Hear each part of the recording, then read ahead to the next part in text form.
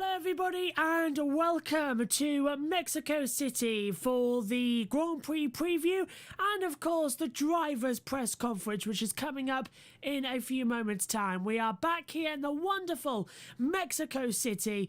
We've been coming here for around about 8 seasons now since we came back in 2015. We had a year off, of course, due to COVID. Came back last year and absolutely fantastic Grand Prix. And once again, we're anticipating another great Grand Prix as well. The drivers are about to head to the press conference, but we've had some interesting news breaking this morning as well here in Mexico, or over there in Mexico. We're in our UK studio as always as well. The first news is that Mexico City is going to remain on the Formula One calendar until the end of 2025, so another couple of years at this wonderful circuit as well. Won't harm anybody.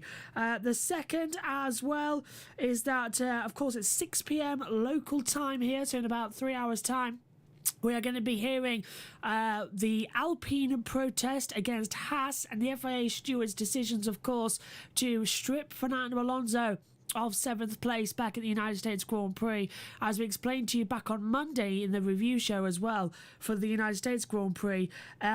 It was kind of an interesting deal as well, because what we've seen recently is that the FIA and Kevin Magnussen as well. Magnussen and Schumacher have both been called into the pit lane about 3 or 4 times throughout this weekend as well, throughout the season, and it's damaged each of their races throughout. So they complained that Perez and Alonso's front wing and wing mirror were dangerous during the race. They dismissed the Red Bull protest, but they held up the Alpine protest with Alonso and actually retroactively gave him a 10-second stop-go penalty, which was converted to a 30-second drive-through as well, the time penalty completely. So a lot of bad press there. Many people saying, why didn't the stewards call him in at the Grand Prix? Why has it been retroactively added as well? We covered this as well on the Grid Tonight show yesterday with Kobe Lambeth from the podium finish as well. It is an absolute strange situation that we've got coming up. But hopefully the drivers' press conference coming up shortly will give us some information about this fantastic track as well. To which I think as well, just being told that the track graphic is actually wrong. So I've got to fix that track graphic now because it wasn't added correctly. There we go.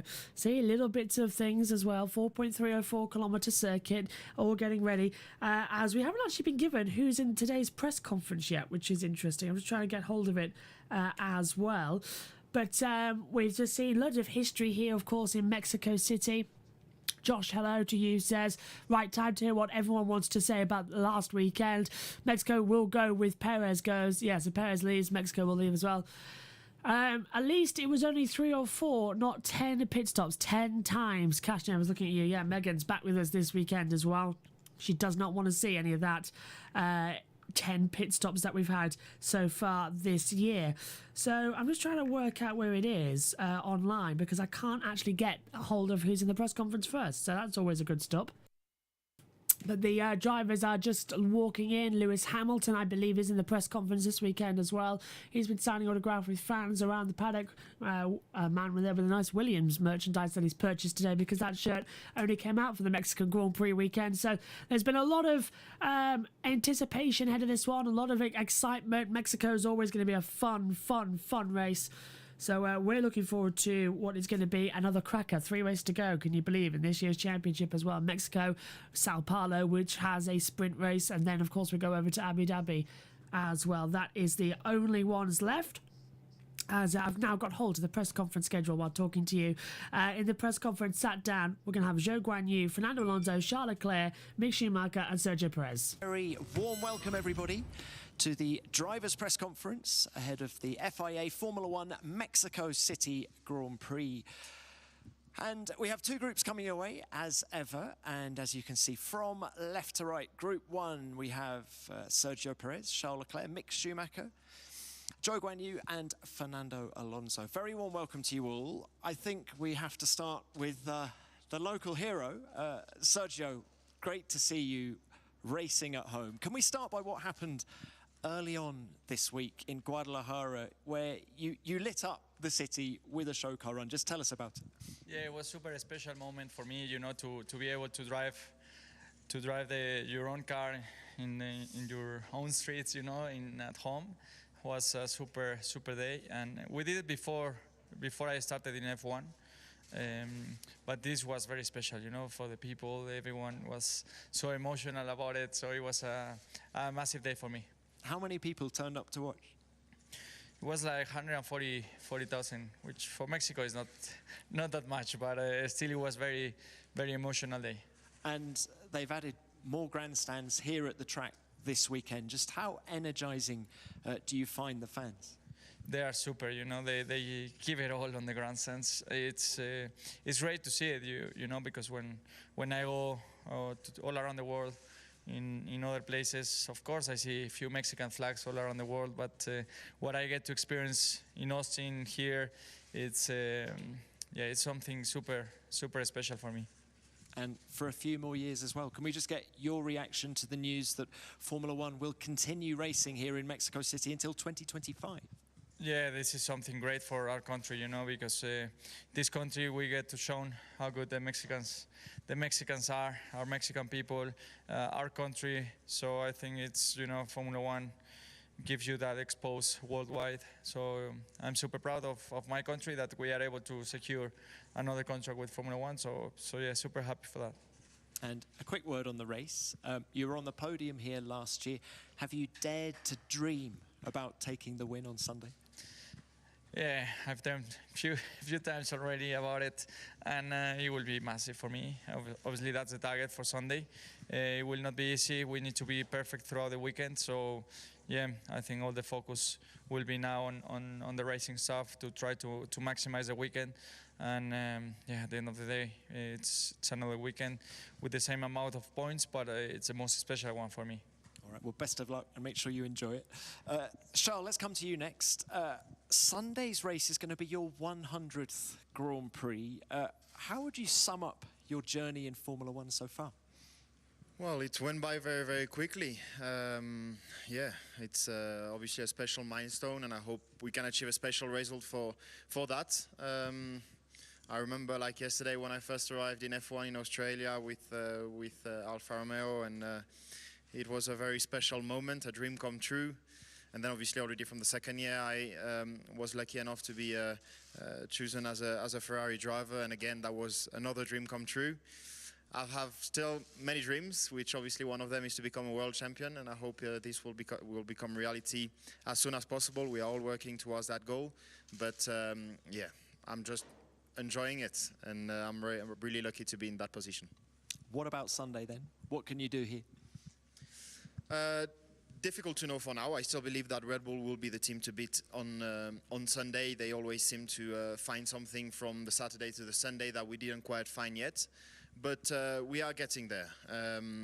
Yeah, and I don't know whether this track will be better or worse. But anyway, I believe it will be close on Sunday. And of course, it's close between you and the man on your right, Checo Perez, in the Drivers' Championship. Now, drivers often say that the only finishing position that counts is first. There's 2 points between you two. What would it mean for you to finish second? Well, obviously, of course, we are. I mean, with Ferrari, we are working to win the World Championship. But now we know winning the World Championship is not possible anymore. And we'll try and use these last 3 races in order to be a better team for next year to challenge for the World Championship again. Having said that, second is better than third, and we'll give everything to obviously beat Checo. All right. Good luck with that. Thank you for now. Mick, we'll come to you now. Now, in a way, you were a victim of the crash between Lance Stroll and Fernando Alonso on Sunday. How much was your race compromised by accident damage? Yeah, it was unfortunately quite damaged, the car. It affected quite a few different areas on the car, which obviously didn't quite play into our hands, because I think otherwise we were on for a good positioning, I think around P6 or 7 even. So you know, it would have been great points for the team having a double points finish, but nonetheless we know the speed is there, and so hopefully we'll be able to have a bit more luck this weekend. Well, you know the speed is there. Let's talk about car performance. What are its strengths? What are its weaknesses? And do you think it'll work well at this altitude? Yeah, I mean, I don't see a reason why not. I think that our car has been performing well under the high downforce circumstances that we had across the other tracks up to now. Obviously, the high downforce here will perform like a low downforce setup, so it'll be interesting to see and feel how the car behaves. Nonetheless, we're in a tight battle with AlphaTauri. Obviously, we know that Aston Martin and Alfa Romeo aren't too far away, so it's just a matter of trying to finish as much or as high as possible and finish with as many points as possible each weekend. So that's really the target right now. And just final one from me on the second Haas seat for next year. There's so much speculation about it. Just how hard is it for you to keep out all the noise and just concentrate on the job in hand? Well, it's not difficult. I'm here to do my job, and I'm here to do it well. So that's what my main focus is on, and that's everything that I'm in control of. So I'm just trying to do my best, and yeah, that's what I'm here for. All right. Best of luck with that. Thanks for now, Mick. Joey, coming to you. Now, you were disappointed not to finish in the points in Austin, but what positives can you take out of that weekend? How was the car performing with the upgrades?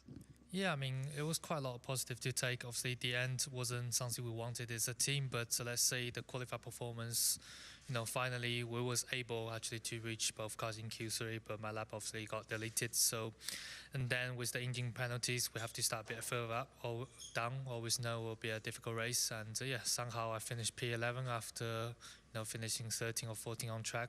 So I think everything was possible, but for that race, I think we have to maybe walk a little bit more on the race pace. But what was quite clear is that one lap performance, we made a huge step up compared to the last few races. So clearly, the upgraded package is working. What about this battle in the Constructors' Championship between yourselves and Aston Martin? Who do you think's got the better race car?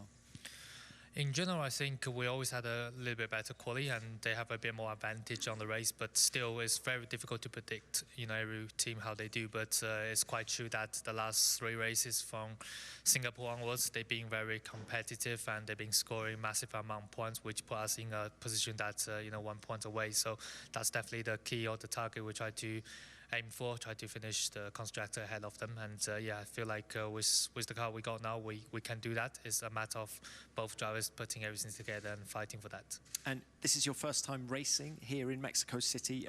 Just how excited are you to get on with it? Yeah, for sure. Looking at last few years, how slippery the track is. So exciting to be driving out there for sure. Another new circuit for me, and yeah, going to be cool experience. And looking at the crowds on Sunday is going to be quite particular. And from my side is another tomorrow a day of learning, learning track, learning how braking point, all that. But yeah, so far I think we have to just get ready for that Saturday one. Is important. Make sure we don't have the same mistake we did in quali on my Q2 lap. That get the position we wanted on Sunday's starting grid, and then we can move forward from that. All right, best of luck with that. Thank you, Joey. And Fernando, thank you for waiting. Can we start by just throwing it back to last weekend? First of all, I hope there are no ill effects from the crash. How are you feeling? I feel good, thank you. And have you had a chance to talk to Lance Stroll, about what happened, and what's your verdict on the cause of the accident? Yeah, we talk already after the race in his garage, and then on the stewards room, because we had to go there. And yeah, my view, it was the same after the race, and the same in the stewards room, and the same now. I think it was an unlucky moment of the race. We moved simultaneously more or less to the left. We were very close. I took the slipstream until the last moment. It was not DRS on the first laps after the safety car goes in, so I have to take the slipstream quite aggressively until the very last moment. I moved to the left. He moved to the left in the same moment, more or less, protecting, and we touched. So I think it was a very unlucky moment. In a way, I think his penalty is very harsh, but it's the way it is. And what are your thoughts on the post-race protest from Haas? Yeah, I mean, just let's wait until we have the outcome today. Obviously, I was very disappointed. It was a roller coaster of emotions for me on Sunday. Started at the back, then we were like P6. We had the accident last again, and then finishing P7. and then in the evening again out of the points. So it was up and down all day long, and now let's wait and see. I think I'm very optimistic that we will keep 7th place. FIA has been very transparent to us this year. I think the new leadership, also with Mohammed, I think are doing things a little bit different than in the past. So I have, fully trust, what they will decide. I think there are a couple of things that are very clear that they were made wrong from their side. So, as I said, I'm very confident that I will be P7 again in Austin.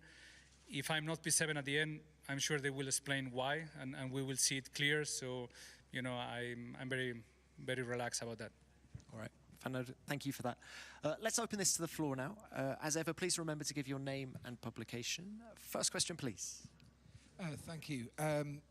David Croft, Sky Sports F1. Fernando, great to see that there's no ill effects from last week.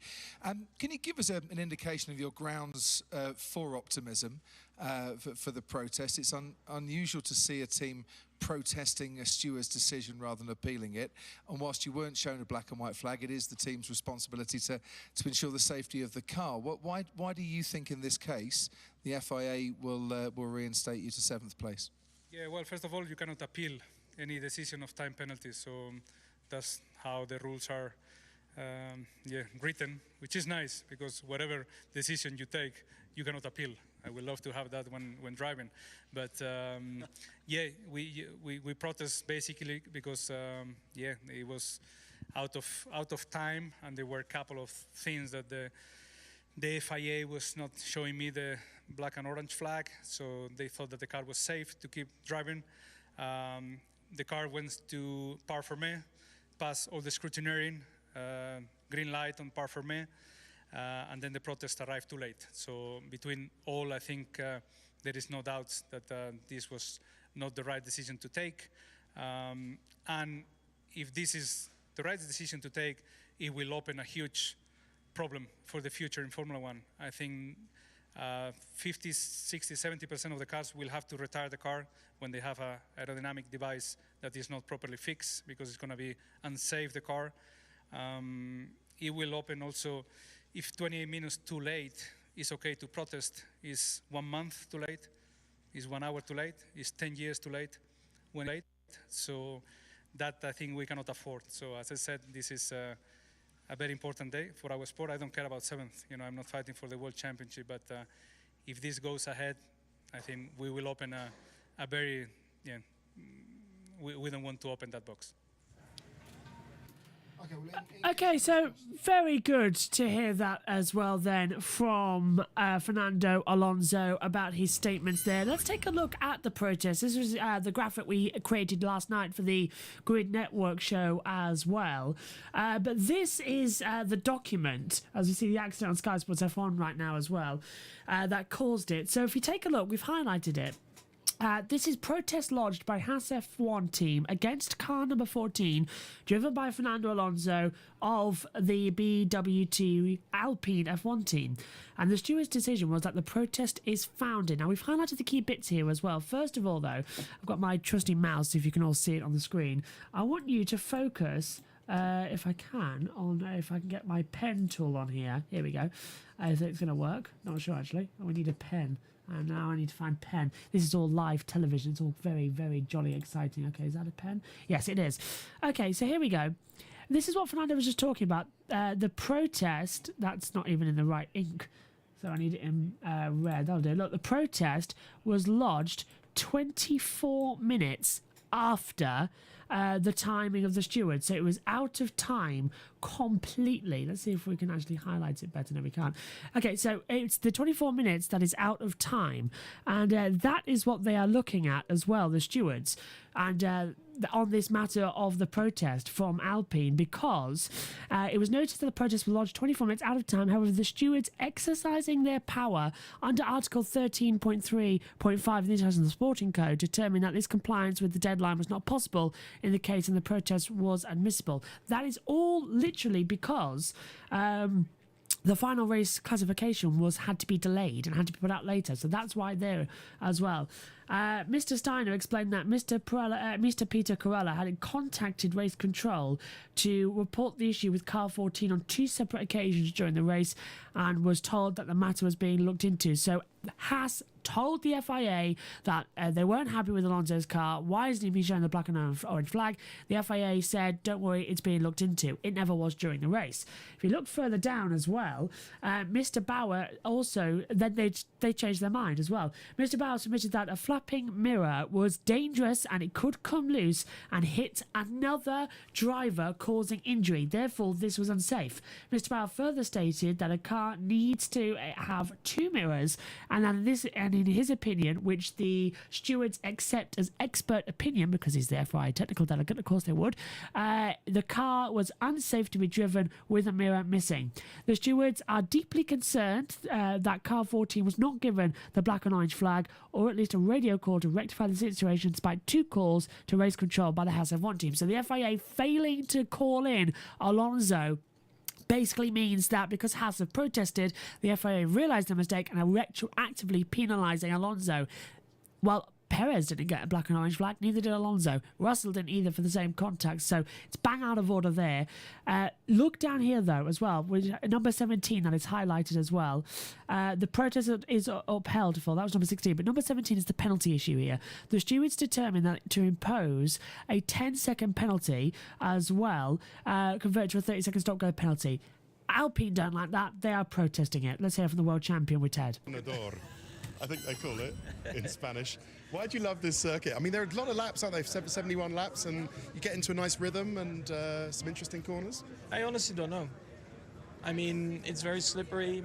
You have to throw the car around a little bit more maybe than some other tracks, but yeah, it's just been really good to us as well as a team. I think the car has always worked quite well, even though, of course, now it's quite different, you know, completely different tires, different car. So it's a bit of a question mark if it's going to be the same, but in the past it's been, really good. Good. What's the team's target now that you've wrapped up the constructors? What's next? Win more races this year and learn more about the car still, what we hopefully then also can use for next year. And Checo finishing second in the drivers, so that it's a 1-2 in the drivers, which I don't think Red Bull have had before. No. Is that important? I mean, yeah, that's definitely a target also we want to achieve, and it's very close. And I think as a team, of course, we will always try to go for them.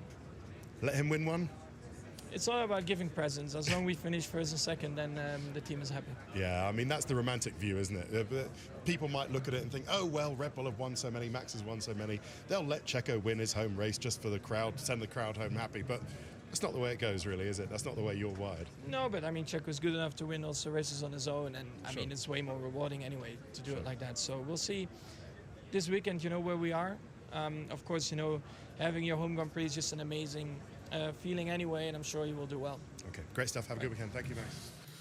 Yeah, Max Verstappen there talking then with Ted Kravitz. We'll be hearing throughout the weekend about the world champion and Red Bull becoming the constructors champion as well, especially as we start hearing more about the ongoing cost cap drama.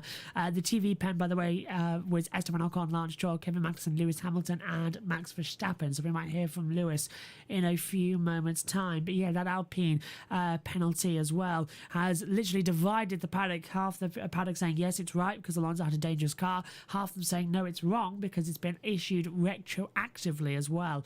It certainly is a bit embarrassing if they have to change the classification of the Grand Prix a week later again back. So the protest here today by Alpine is to try and get their 7th place back because, of course, the FIA stewards know you can't appeal time penalties.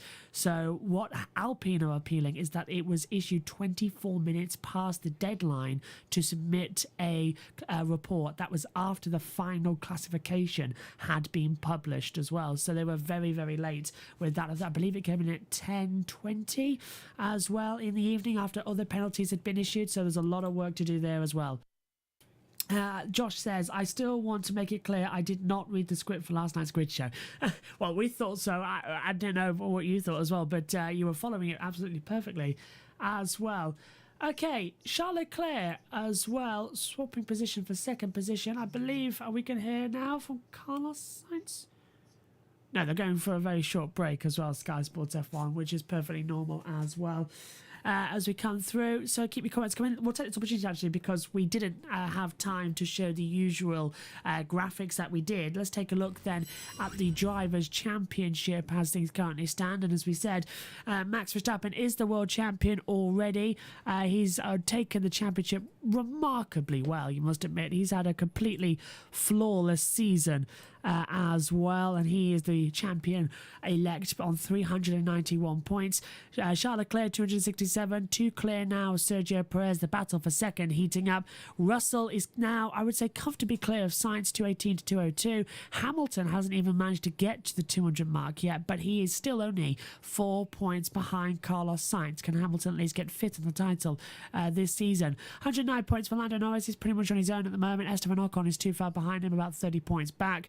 Then we get to see Fernando Alonso, 9th, still on 65 points. But if that penalty gets taken back as well, he'll go up to 70 points as well. So only 9 back from Ocon. So we've got to wait to see if that changes. We'll update the graphics if they will, just to give us a bit of a headache later on. Further on, Bottas rounds out the top 10 on 46 points. Then we get Vettel on 38, just behind. But then it's the battle 12 down. That's interesting. Ricciardo is on 29 points. Magnussen 26. Gasly 23. Then Stroll and Tsunoda level on 13 points, separated by 1 to Schumacher on 12. Zhou has 6, Albon 4, 2 for Latifi, 2 for De Vries, and Hülkenberg, of course, was only a reserve driver in Bahrain and Saudi Arabia, replacing Sebastian Vettel when he had COVID. So that is 0 points still for him. The Teams Championship, or the Constructors Championship, as you can see, Ferrari, they have 469. Mercedes 416, 50 points back difference there, so it's getting close in the running order there as well. Look at Red Bull though, Constructors Champions for the first time since 2013, a remarkably good achievement for them as well. Then we get Alpine in a battle still with McLaren, just a couple of points between them as well, 8 to be precise. Looking forward to see how that battle shapes up. Sorry, 6 points between them. Alfa Romeo 6th, Aston Martin a point between them, so the Alfa Aston battle heating up. Haas are actually ahead now of AlphaTauri after a good result last weekend as well, and Williams still on 8 points in the board. Right, let's take a look at they come through, because Ben says in the chat, what's up Josh, would be huge if Checo could finish P2 in the standings. Absolutely, and I think we are going to see him take a home victory this weekend in Mexico as well. Josh says a wild Ben has appeared. Hey Ben, hi. Yes, hi Ben. Hope you're doing well, Ben. Can't wait to see you over the weekend. I know you're hosting the preview and wrap-up shows this weekend while Joe's away. And Joe Hart, not that's Joe Sammy Hago, of course. Joe Hart coming in and saying, I don't care for domination. Max has only won 2 world championships, but I already want parity as well. What's your opinion about Red Bull dominating 24 to 25? Thanks, Joshua. Well, if Red Bull do dominate until the end of 2025 as well, I think it's bad for the sport. I didn't agree with the fact that Mercedes dominated for so long, because it did make it quite dull viewing. I thought 2021 was fantastic. We finally got to a stage in the regulations where equal cars seemed possible. Red Bull versus Mercedes was a season-long battle, and it was possible because the regulations had to be held for so long. And I think they panicked a bit because of the change. Mercedes that were dominating still in 2019, that they asked for these regulation changes for 2022. Originally it was 2021, so we had to keep the regulations then because if COVID hit, they had to go a year later. But still, they panicked, I think, the FAA, because now Red Bull caught up and then Mercedes now have dropped back. So it's sort of give and take a little bit as who gets the regulations right. So I'm not really up for it, but let's see what happens next. Okay, Lewis Hamilton was in the media pen earlier on as well, talking to Ted Kravitz. He's a 2-time winner here, but has never started outside the top 3. Here's Ted. Hi, Lewis. Hi. Well, Sir Lewis, as Jimmy Kimmel was very keen to explore. Well, you're a Brit, so you should refer to me. Yeah, but I think you should have come in chainmail and on a horse with a with a spear and sword. That's clearly what they wanted. I love the way they love this sort of Sir Lewis. It's like back to heraldic days. It's really cool. Yeah. Sitting around the knight's table. You could do. I should call you Sir Lewis. I do. Tell us about. Get a knight's table, actually. No, I'm kidding. Sorry. What? I said maybe I should get a knight's table, but I don't actually know many other knights, so be sitting there on my own. Put your swords down. Yeah. All that. Well, how's the team set this weekend? It was so close in Austin. Well, pretty close. How are you set this weekend, do you think? I mean, the race worked out to be quite close, but I mean, it was more so because Red Bull had that problem in their pit stop.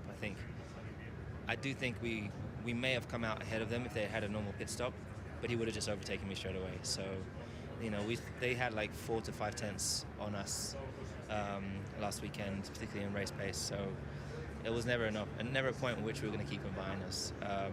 Coming into this weekend, we've obviously there's lots of positives to take from last weekend, and we're coming in here. It's high altitude, maximum downforce, which forces everyone to be on maximum downforce. Even the Red Bulls, which I don't know whether they're always the strongest with their max wing. We will see this weekend, but I'm really hoping. You know, they were very strong here last year, so I anticipate they'll be very strong this weekend. But I hope we're in the mix again, because it was really fun last week. Yeah, I mean, historically here, when Mercedes had the best power unit, or the most powerful power unit, that acted against you. Well, this was the only race where we didn't have the most powerful, exactly. I would say, because of the turbo. And Red Bull had the most powerful one here last year. Yeah. I anticipate they'll have the most powerful one this weekend, because their turbo, they have more deployment than everybody. They don't seem to. They almost have 100% deployment through a lap, is where most other people are around 70, 80%. No, I was just going to say, but even though maybe the car itself W13 doesn't deserve to win a race this year, hasn't been a great car, let's face it, I think it's pretty clear that, do you feel that the team, the mechanics, the engineers, you, George, the amount of work you put in is the same or more as usual? So you guys all deserve to win at least a race this year, even if W13 doesn't deserve to win a race this year, because it hasn't been a very good car. Well, I think honestly, the whole circus, every team deserves. Every team and everybody in every team has been working flat out this year. So in terms of who deserves more than another, I don't really. I can comment just on my team, just seeing what I've seen, how hard and how deep everybody's been focused and just incredibly determined. Of course, they deserve success, but this year we didn't do the job that the others had done. But it would be it would be such a blessing if we did get a win. I think people would really, the emotions that would come out would be unmeasurable. But if it doesn't come, it's okay. We just churn in. We just take that energy that we're feeling. There is hope there. There is a huge amount of focus. We know where the car is wrong, is not great, and we know where we need to put it to make it better. And so that's what we kind of focus towards. Okay. Have a good weekend. Thanks very much. Lewis Hamilton there talking to Ted Kravitz as well. I'm enjoying this little setup we've got going on. I've got the hotkeys directly in front of me as well, so I can sit down, watch the press conference and press all the buttons as well. Hopefully we'll have Josh on here as well in Sao Paulo, but the systems for Discord at the moment have gone down on my laptop and I can't get it on the computer because it'll lag everything out as well. So Josh will be with us hopefully for first practice tomorrow, as well as several guests throughout the weekend as well, from Adam and Tom and Synthel as well. Should be a very exciting couple of weeks. But Megan is back with us for qualifying and the race as well, and hopefully Ian Birch might be with us as well on Sunday for the Grand Prix. Now we're about to hear from the second lot in the drivers' press conference as well, because we've heard from Lewis Hamilton and Max Verstappen in the TV pen. The next up was Ocon, Stroll and Magnussen. We might hear from them again later on, but anything we don't hear from today we will hear from in free practice 1 tomorrow when we go through all our discussions as per normal. And just a reminder for your TV schedule viewing as well, first practice gets underway at 7 p.m. tomorrow, sorry, 7:45 p.m. tomorrow for first practice. It should be a good one. And practice 2 as well is also going to be 90 minutes. That's because we lost practice 2's 90 minutes in Japan for dry running for the Pirelli tyre test. Even though practice 2 in Japan was still 90 minutes, it gets moved on to Mexico again for another lot of dry running. So a third 90-minute practice 2 in a row this weekend, but I'm delighted to say that from Sao Paulo onwards it won't happen. But we do have another boring practice 2 because it's a sprint weekend, so normality will not return until the last weekend of the year in Abu Dhabi in terms of the normal schedule. But in Sao Paulo we have practice 1, qualifying on Friday, practice 2, sprint race on Saturday. Sunday is the main Grand Prix as well, so it should be quite entertaining as well. And don't forget next weekend as well, it's live all weekend for the next lot as well of the Grand Prix. Lance Stroll has been down with Esteban Ocon first of all, though. Is it from Esteban? Hola, Esteban. Hola. Bienvenidos a Mexico. Muchas gracias. It's a place you must enjoy. How do you feel you're set for the weekend? I do enjoy. Yeah, I mean, best memory probably from here is 2017. You know, I came fifth, but I was, 25 or 30 laps to the end. I was third, and I got denied by Kimi, towards the end of the race. So it was almost my first podium. Yeah, so yeah, it's a track that I enjoy, and obviously the support that we have from the fans is huge. So it's great. And what's the feeling in the team about this good fight? You've got. Well, he's an animal next to you, Fernando, who is not giving up, can almost have an airplane crash, and then continue to get the points, and is fighting this penalty that put him out of the points really strongly. And can you see what he means? Because if the FIA continue this logic, then I don't know where we go. I mean, things fall off cars all the time, and they remain to be safe. So I imagine it's something all the team agree with Fernando on. Yeah, I mean, first of all, huge respect to Fernando on the race he's done. I mean, people, seems to just find out that he's driving awesome since the last 2 years, but I had no doubt that he could pull off such drives, and yeah, for me, it's big respect. After that race. Obviously, it's hard as a team to lose, that many points. We need everything we can with the fight with McLaren, and that brings losing quite a few. There's still that hearing going on, so more to follow, I guess. But hopefully, we'll get those points back. Okay, thank you very much. Thank you. Lance Stroll. How are you, Lance? What's the feeling on where the car's going now? You seem to have really got on top of the upgrade and making it kind of sing. It was an unfortunate end to the race in Austin, but you had the pace all weekend. Yeah, I mean, we've been quick the last few races, really. I think, really since the summer break, we've been just much more in the fight, much more competitive. So, yeah, hope we can keep it going this weekend. Bit annoyed at this penalty? There's nothing I can do about it now. So, no, I know, but make it up in the race. Yeah. Make it up in the race. Okay, all right. But yeah, it's an unfortunate way to end it, obviously. You don't have any feelings on this thing about unsafe cars? I mean, I know it doesn't affect your team, but it does affect Fernando's. He got booted out of his position because he had a mirror fall off. I know there's kind of, safe cars and unsafe cars, we don't know what, but do you have a feeling on it either way? Things do fall off of Formula One cars quite regularly. And should that mean disqualification, which is effectively the discussion that's being had about it? I think we have to use common sense on what's dangerous and what's not dangerous. Yeah. Especially like on an incident, what happened with us is, like a crash and then he lost a mirror, but I don't think that's, unsafe. I think it's unfortunate because of the crash, but I think he probably should have deserved to keep his position and finish seventh just for losing a mirror. But it's my feeling. All right. Good stuff. Have a good weekend. Thank you. Okay, nice to hear as well from Lance Stroll there, as well as we are about to cross over to the second half of the press conference as well. Yeah, Josh says another 90 minutes of our favourite broadcasting to look forward to. Can't wait to that as well. Let's hope we can get the whole team on for that as well. So, going into 2023 then, Alpine, Alonso leaving, Ocon trying to be team leader ahead of Gasly. It's going to be very entertaining, I think, as well. They get along, really. They may say they're rivals and there's been things in the past, but trust me, they are very, very, very, very, very competitive drivers and very, very, very okay with each other. So it's going to be a lot of fun seeing them next year. They're going to push each other an awful lot. It's like the friendly rivalry of anything you can do, I can do better. It's not going to get toxic. So I'm very much looking forward to that in the coming weeks. Okay, so second part of the press conference, we've heard from Ocon, Stroll, Hamilton and Verstappen. We haven't heard from Magnus. I don't think he actually did an interview because we would have heard from him as well.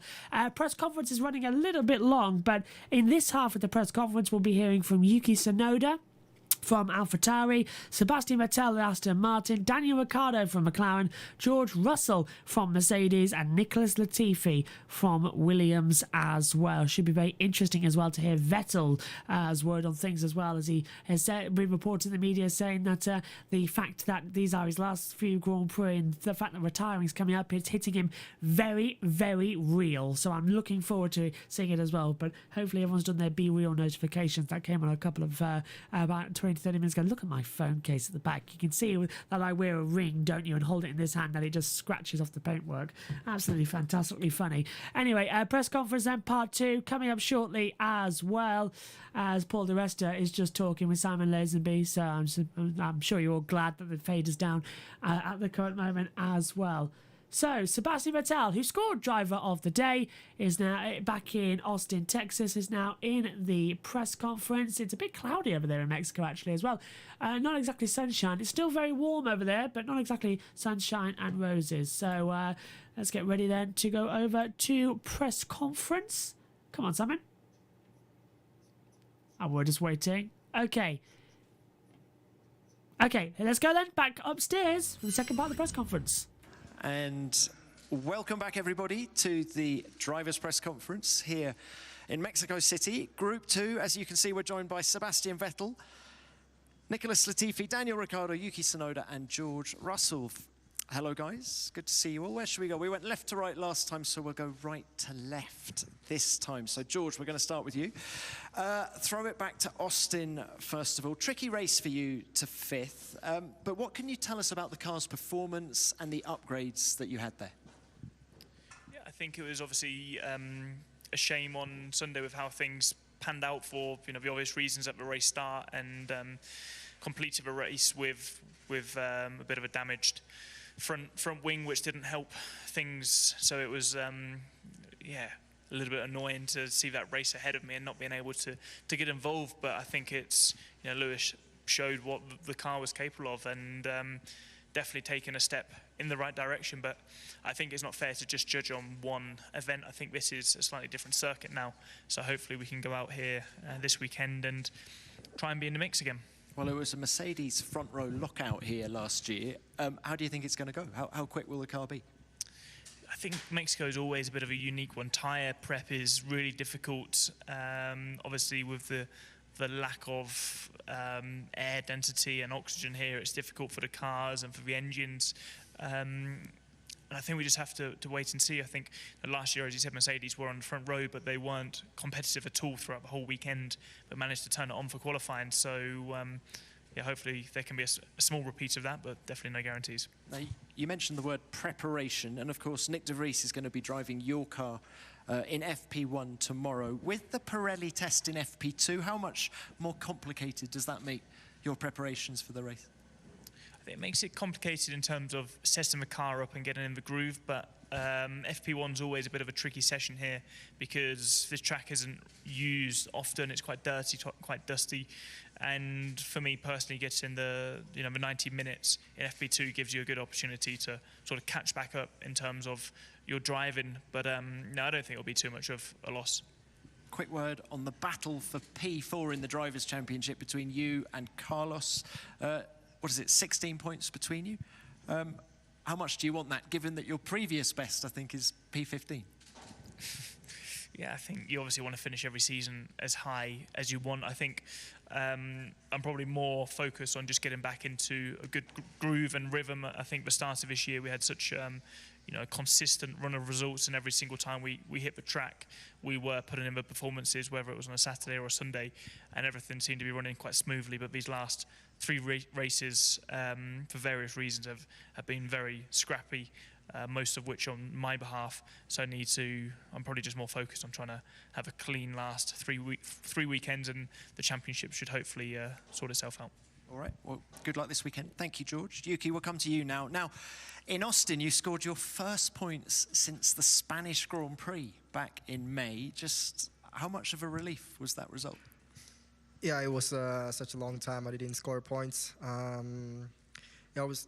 think as a team we struggled compared last year, but at the same time, yeah, couple of races I couldn't finish in the points.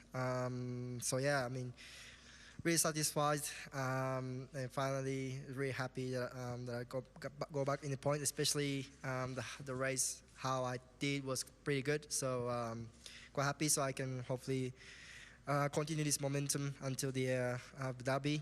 And yeah, I mean, lots of things going on after Barcelona, lots of issues and penalties. So in hindsight, there's not much races that I complete the race week quite clean. But yeah, yeah, I mean, definitely happy. Yeah. And AlphaTauri now just 1 point behind Haas in the Constructors' Championship.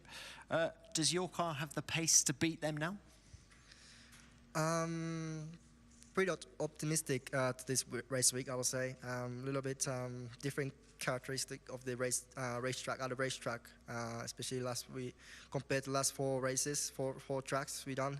So hopefully that brings us a little bit advantage or better way, positive in terms of pace. And if that's the case, definitely have to maximize this opportunity. But yeah, other than that, just we do normal as usual, and hopefully we can score points as both cars. And yeah, aiming for the definitely P8 or P7 team championship. And what's the message from Franz Tost about this battle in the Constructors? Yeah, I mean, you know, as a team, whole team, you know, we're not in like kind of like last year's like motivate or like more mood, I would say, like kind of the place we're fighting for P6, P5, but still we're all focusing to the each job. For France, yes, a little bit sometimes stressing, but yeah, I think every time when we score points, he's happy, and yeah, just score points and he'll be happy. So. This on the table, so just either you have to put it all together and take that points, or you know. But yeah, I think he's okay, and yeah, we'll be okay. Yuki, and final one from me. It got a little bit messy for you on the opening lap at this race last year. Just how difficult is it to stay out of trouble here with that long run to the first corner? Yeah, he's quite difficult and bit risky turn one in the first lap in the race. What I experienced last year, especially when you started behind P13, P12, you know, obviously you have more risk to kind of have a collision. So hopefully I can, you know, end up qualifying forward, but at the same time, yeah, there's a fact, it's true that there's a bit of risk, and it's quite difficult, especially kind of high altitude here and the braking zone. You cannot have a like normal brake performance compared to other track, so it's really difficult. So yeah, hopefully I won't be happening like last year, and hopefully I can complete the race, and that's the main important thing. And yeah, but I think it's pretty difficult. Yeah. All right. Thank you, Yuki, and best of luck to you this weekend as well. Daniel, coming to you now. It was a difficult, slightly puzzling race for you in Austin on Sunday. What have you learned since then about that performance? Quite a bit, I think. After the race, you go through the debrief and that, but also, days following, also a little bit today as well, just going back through the race, like limitations, and then, areas where, obviously, with hindsight, things we could have done different, or if we had another crack at it, what we would try again. So, yeah, it's obviously been like, you know, more races than not have certainly been a struggle, but I feel like we certainly took something from it since the race. Hopefully puts us in better shape this weekend. So yeah, we'll see what happens. But I mean, I knew quite early on in the race that it was going to be tough. Like it was, I've been doing it long enough now to know that when you have it under you or when you don't. And so that was, I think, the tough thing, just trying to find a way through the race to make it a more competitive situation for us. But quite early on it proved to be a struggle. And do you take some confidence coming back to a track where you've been quick in the past? I'm thinking of your pole here back in 2018.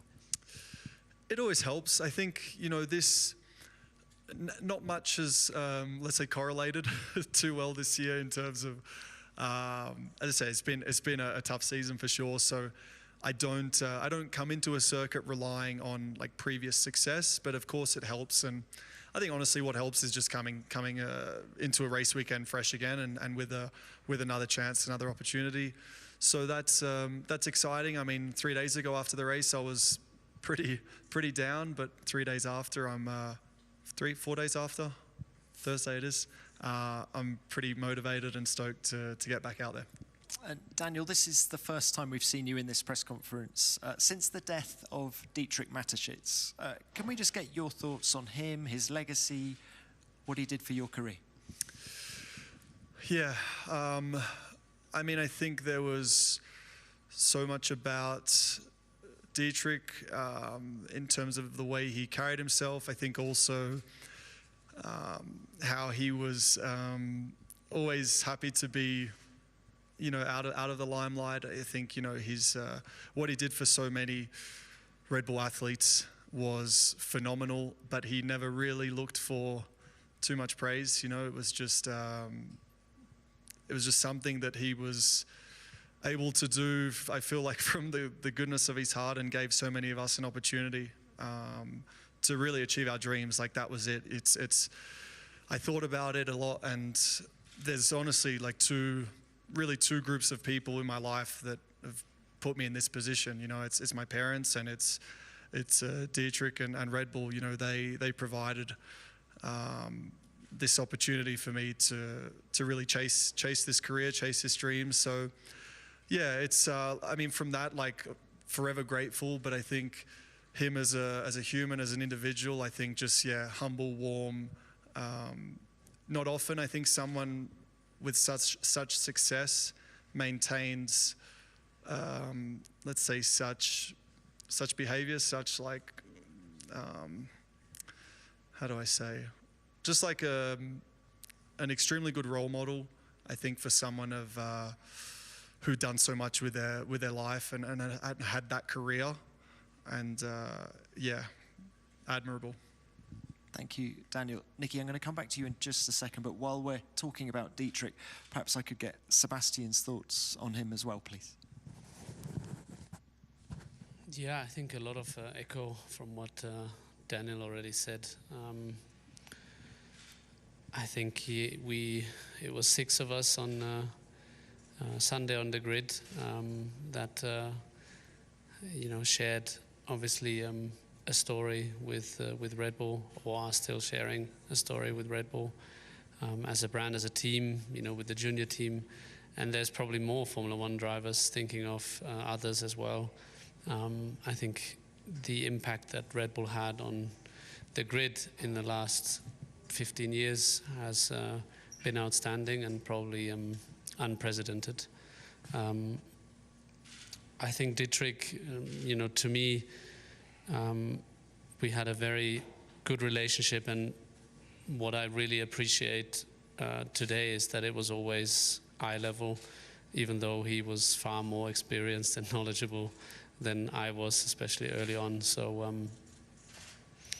it's been a real shock last week to hear the news, and a massive loss. I think to me, he's been a great inspiration because he's always been himself. So many things happened and evolved in his life and got so big around him, but it is really his creative mind that probably shaped that path until the very end. So it will be a huge loss for the Red Bull family, not just for, you know, racing us in Formula One, with the impact of 2 teams on the grid and the drivers, like I say, but I think, you know, speaking for so many other sports where the brand Red Bull had such a huge impact, and yeah, helped kids, girls, boys, men, women along the way, and yeah, helped them to chase their dream. So it's all down to Dietrich and the idea he had in his head, what he wanted to do with this brand, and that's what he created. So yeah, it is a big, very, very big loss, and everybody who had the privilege to get to know him and be with him, again, echoing a lot of what Daniel said, extremely humble, kind, and just a good and big heart. Thank you, Seb. And just staying with you, brilliant race by you in Austin on Sunday. Such fun to watch. You led a race again. Where is the pace of the car now? Do you enter every race weekend expecting to fight for points now? Well, I hope we can carry the momentum. Obviously, the last races have been good for us in terms of overall pace. We were able to, be a little bit stronger and closer to the points positions. Austin in particular, we've been very competitive, being more competitive than Alpine and McLaren for the first time this year, which was a very good and positive surprise, and we hope to keep that up, but we have to be realistic. This is a different track, so we will see how we get on, but yeah, just looking forward to hopefully sense a good car underneath me and enjoy the racing that I have left. Thank you, Seb. And Nikki, thanks for waiting. Just can we start by addressing some talk, some speculation about your future? People are saying that you've signed an IndyCar deal for next year. What's the situation? Yeah, I mean, I guess, like I said in Austin last week, it's all just rumors. Yeah, I haven't decided on anything yet for my future. I mean, of course, I've been exploring options, and IndyCar is a series I'm considering for sure. But yeah, I've not decided on anything yet. Can you just confirm to us that you want to carry on racing, and whether it's endurance, IndyCar, that's what you want to do? Yeah, I mean, I think if the right, let's say, opportunity in let's say the right series, which again at this point in time I can't say exactly what the right series is because I haven't made up my mind yet, then it's definitely still on the table. But at the same time, if let's say there's not an option on the table that I feel is the right one for next year, then I'm not necessarily ruling out taking a year to then put something better together for the following one. Just in terms of performance, where are you guys at Williams at? I mean, there were moments of the race last weekend where you were really competitive. What are you expecting here? Yeah, I mean, last weekend, it was a tricky one. I think, particularly on the option tire, it seemed more competitive. And then once we put the prime tire on, tended to struggle a little bit more. And yeah, I just got caught up with, I mean, at the safety car restart, as I was that, let's say, first car of then when all the midfield cars started pitting, I'm that, let's say, block in the road and kind of getting caught up in battles that, let's say, for the sake of my own race was maybe not the best way to go about it, but obviously it was beneficial for the team to just put up as big a fight as possible. And yeah, we almost got some points in the end with Alex, but yeah, coming into this weekend, I think, on paper, this is going to be a very difficult track for us.